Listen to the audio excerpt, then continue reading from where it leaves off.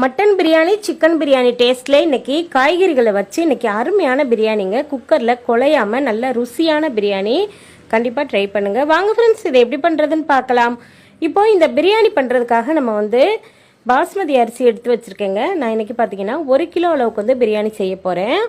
அதனால நம்ம பாஸ்மதி அரிசியை அரை மணி நேரத்துக்கு தண்ணியில் நல்லா 2-3 முறை நல்லா கழுவிட்டு அரை மணி நேரத்துக்கு நல்லா நிறைய தண்ணி ஊற்றி ஊற வச்சிடணும்.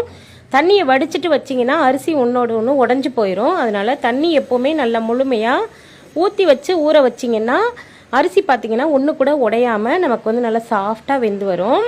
இப்போது அரிசி ஊறட்டும். இதுக்கு இடையில நம்ம குக்கரில் பிரியாணி செய்கிறதுக்காக 5 டேபிள் ஸ்பூன் அளவுக்கு எண்ணெய் சேர்த்துட்டு அதே கப்பால் நம்ம அரை கப் அளவுக்கு நெய் சேர்த்துக்கலாம். இதை முழுமையாக நெய்யில் செய்கிறதுனாலும் செய்யலாம்.